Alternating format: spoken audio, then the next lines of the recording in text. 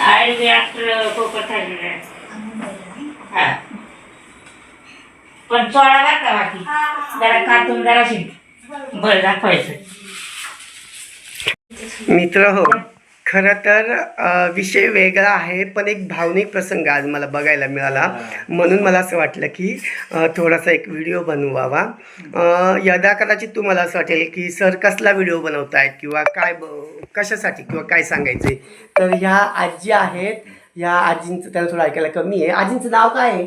इंदुबाई. इंदुबाई पुंडे. खरं तर तुम्ही कालच्या व्हिडिओमध्ये पाहिलं की माझे जे मित्र आहे म्हणजे गोरक्ष पुंडे ते त्यांच्या परिवारासोबत इथे आले होते. खरं तर आम्ही बालमित्र म्हणून त्यांना असं वाटलं की आपण जावं किंवा माझं काम बघावं. मी जे काही काम करतो ते फेसबुकवरती नेहमीच बघत असतात. तर त्यांच्यासोबत ह्या त्यांच्या आई होत्या आणि आतमध्ये माझी आई होती.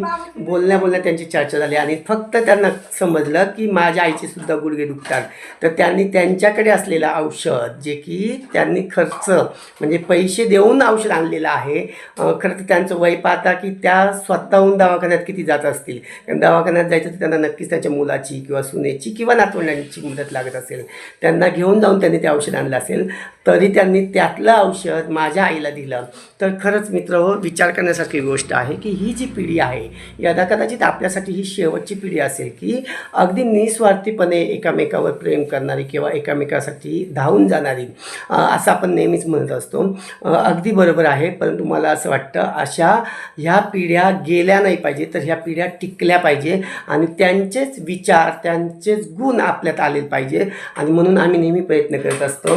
तर माझे मित्र आहेत गोरक्ष पुंडे, त्यांच्या सौभाग्यवती छायाताई. तर आम्ही असंच चर्चा करत होतो आणि बाजूला त्यांची लेकरं बसलेली आहेत. तर असं वाटलं की हे जे विचारांचं जी देवाणघेवाण आहे ही झाली पाहिजे आणि म्हणून हा व्हिडिओ बनवला. कुठलाही याच्यामध्ये हेतू पुरस्कार हा व्हिडिओ बनवलेला नाही आहे किंवा आजींची खूप वाहवा करायची आहे किंवा मला समाजाला खूप मोठा मॅसेज द्यायचा असं काही नाही आहे. परंतु मला जे वाटलं, माझ्या मनाला भावलं ते मी तुमच्याशी शेअर केलं. तर नक्की सांगा हा व्हिडिओ तुम्हाला कसा वाटला आणि तुमच्याकडे जर अशी आजी असेल तर नक्की आम्हाला कळवा. धन्यवाद. आपला दिवस शुभ राहो.